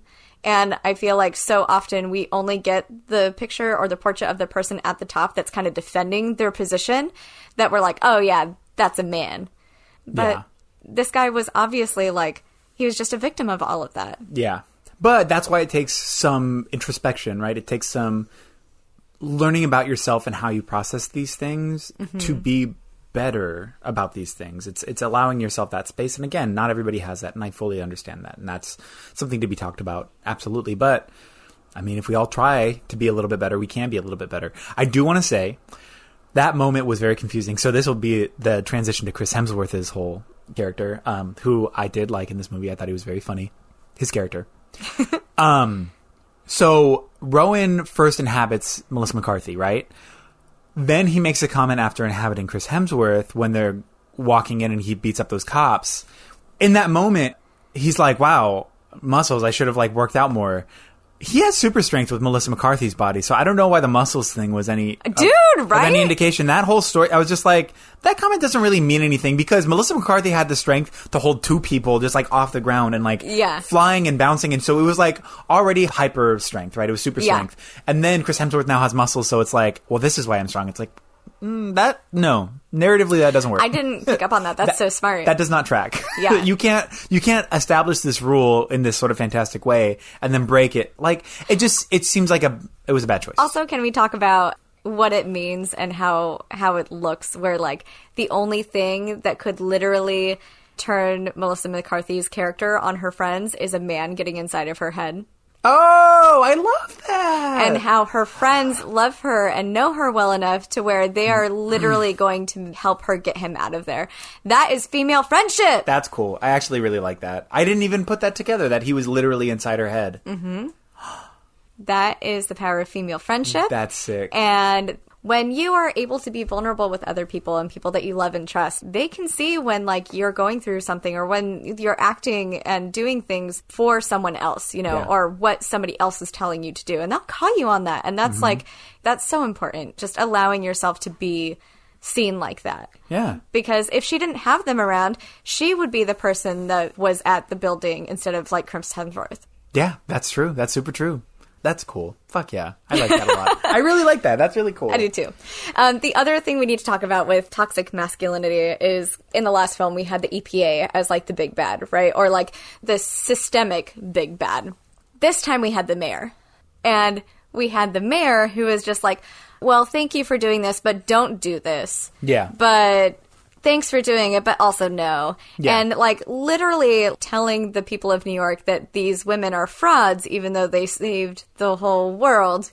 And no, you all imagined it. It's not real. Ugh, that's so fucked up. And so the scene where Kristen Wiig goes to find the mayor. After a couple of times where they're like, oh, well, thanks for helping, but we're going to tell everybody you're frauds, right? So she goes to the restaurant, and the restaurant is all glass walls, right?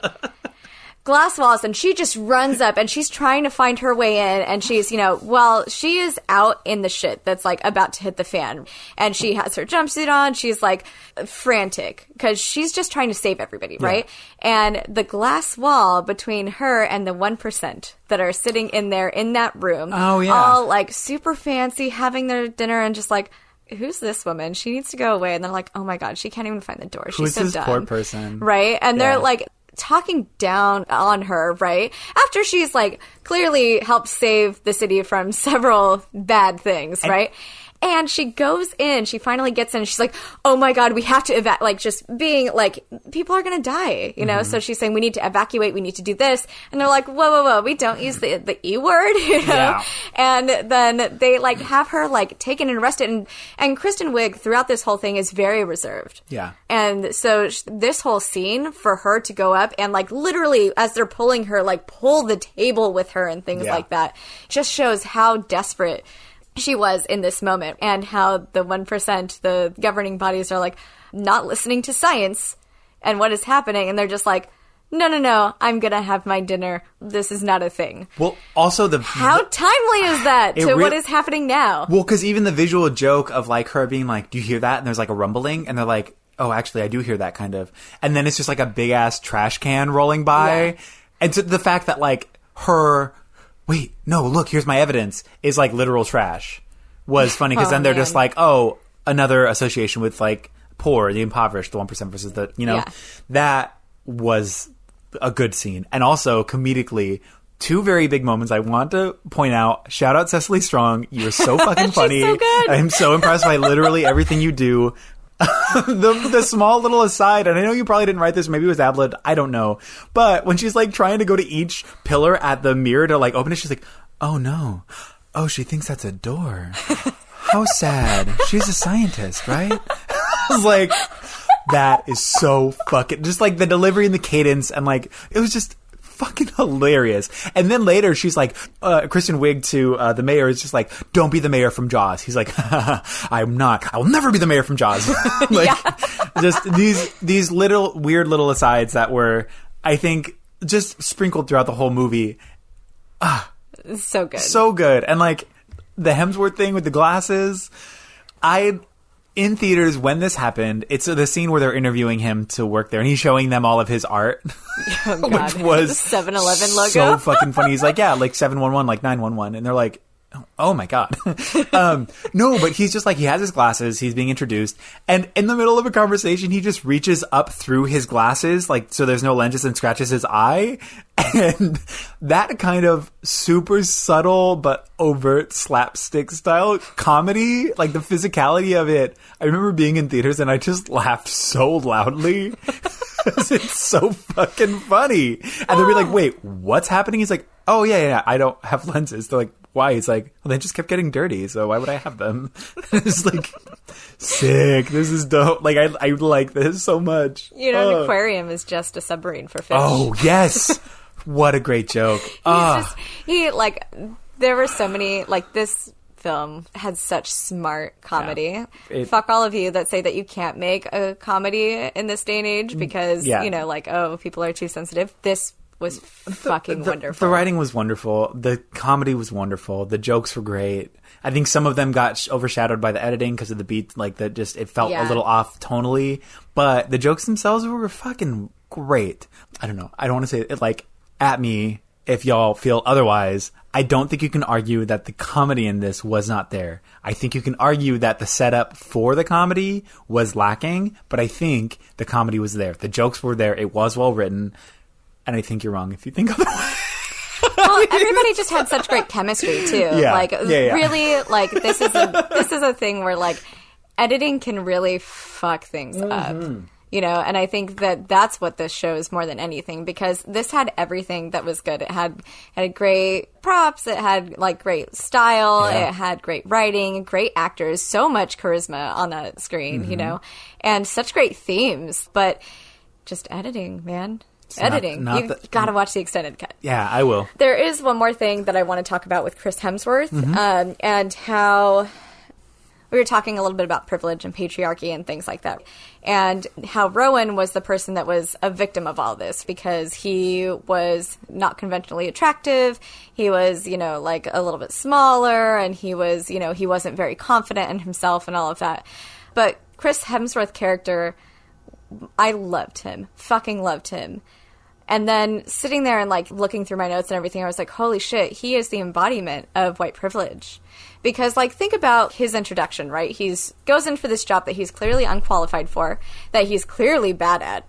And really actually not smart. Like, he hears a loud sound and puts his fingers over his eyes, you know? Like that sort of thing. Like the 711 or Ghostbusters with boobs, right? Yeah. Like, it's like, I can make the boobs bigger. Is that the problem? And they're like, no. He's like, oh, okay. And, like, you know, he refuses to answer the phone and, like, hangs up on people. Like, I and didn't like that conversation. Yeah, throws the phone into the fish tank. Like, all these things, right? So that's our introduction to him, right? Yeah. And he gets the job, even though he's unqualified and even though whatever, because he's who he is, right? Yeah. And then later on decides to, like, insert himself into the Ghostbusters narrative, right? Yeah. Where he's like, all right, I'm a Ghostbuster now. And they're like, what? No, that's not how it works. He's like, no. And he, like, literally just keeps pushing and pushing at the very end, until he finally gets in there. He's like, oh, well, I have these things to give to you. Like, so he's buying his way into being a Ghostbuster. And yes, part of it is to appease him, so whatever. But, like, the whole time, he's bad at his job. He's not good at what he's doing. And he just, like,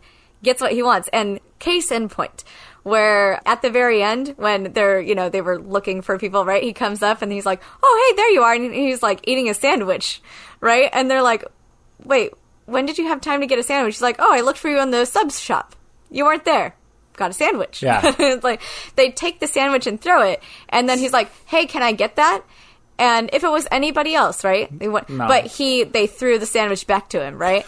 And then he's like, hey, can I get that back? Or can I get a water? Can I get a muffin? Like, they're just, like, pushing that to show, like, just because he's a good-looking white dude, he gets whatever he wants without having to work for it, without having to pay for it, and just by, like, standing there and acknowledging somebody's presence. So he only got the sandwich in the theatrical release. There was Fuck you, really? Yeah, that was the only moment that he's just like, can I get that back? And they're like, yep. And then they... So in the extended cut, he gets the sandwich back, and then he's like, oh, can I get a water? And they throw him a water, and he starts drinking that. Can I get a muffin? And then they're like, where the fuck is this coming from? Because, like, whatever he desires comes to him. And whatever he can't get or whatever isn't allowed to him, he just pushes his way in and uses his influence until, okay, fine, whatever, you can be it. You can be a part of this. Totally. And he justifies it at the end even by saying, he's like, oh, well, I'm the one who opened up that pit. And they're like, what do you mean? And he's like, yeah, I just went over there and I pushed the buttons like that, just like on the box. And they're like, what box? He's like, you know, the one over there. And you're like, you didn't do that. He's like, well, when I pushed it, something happened, so... And you're like, yeah, so he's going to take credit for it. Yeah, so he's taking credit for that and justifying why he should be a Ghostbuster, which is, like, cool. Yeah, like, ugh, man. Sure.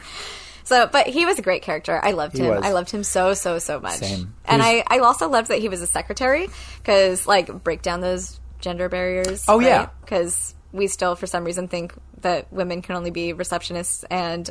like customer service people. Yeah. Like, that's what we in society only deem possible for women in the workforce. Thanks. Yeah. I'm so sorry. I'm so sorry for my gender. Man.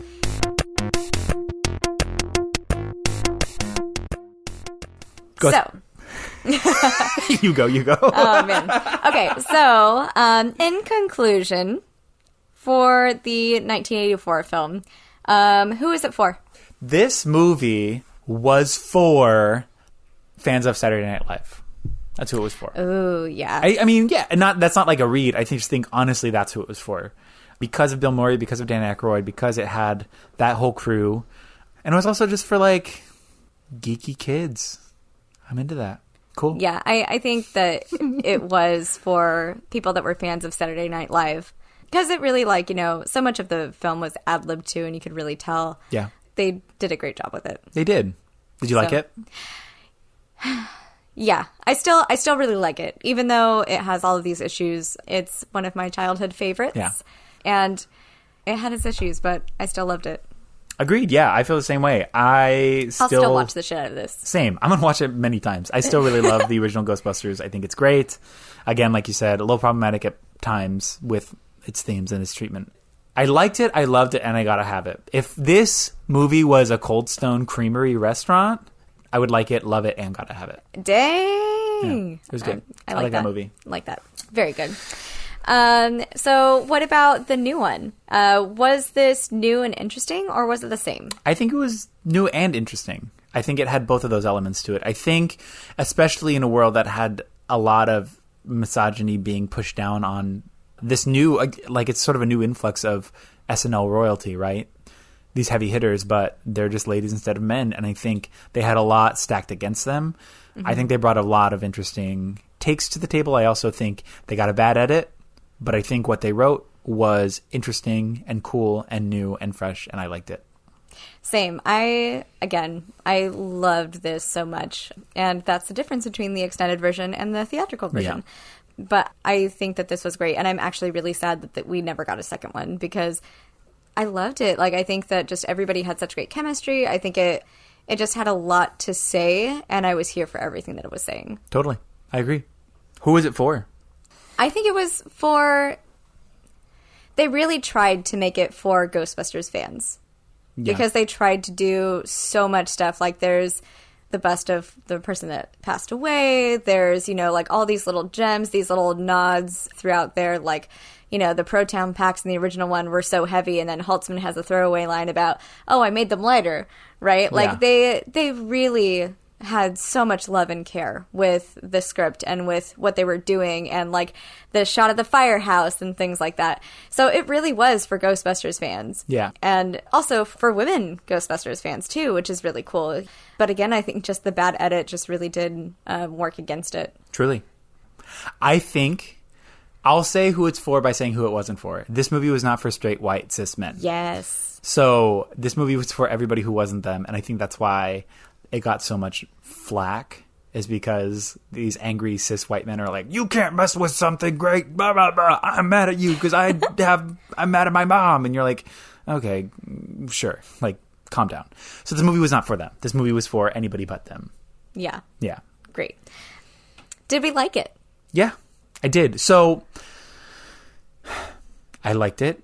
I think I will like it more watching the extended cut. I like it. Love it. Gotta have it. Love it. Boom. I'm here for it. Please make a second one. Man, I just want to see more of them. Yeah. All right. Well, thank you everybody for listening. Please write into NOTstalgiapodcast@gmail.com if you have any questions or concerns. We're on Apple. We're on Stitcher. We're on Spotify. Write a review. We're on Instagram. On yeah, please, if you are enjoying this, it really is great if you like our podcast to subscribe, to rate us and review us. That's how we gain visibility and how this sort of critical analysis can be made more visible to people that maybe don't know about this, which is great. Yeah. So if you have any bad jokes, any cool critiques, any interesting questions that we didn't answer, please leave them in the comments. Ooh, please, bad jokes. I love a good pun. Yeah. Rate us 5 stars because you love us and you want more of us. Yeah. And we'd like to say special thanks to David Tessero for being wonderful and providing much needed tech support. Special thanks to Danny Barkley for producing this wonderful podcast and spending so much time listening to our wonderful voices. We love you. And also, thank you, Eric. Thank you, Jessica. This is delightful. This is awesome. I love this. I love this so much. So, yeah. Please listen more later or other episodes. We got all kinds of them. And this is only episode 3, but we got a bunch more coming. So, lots. Okay, bye. Bye-bye.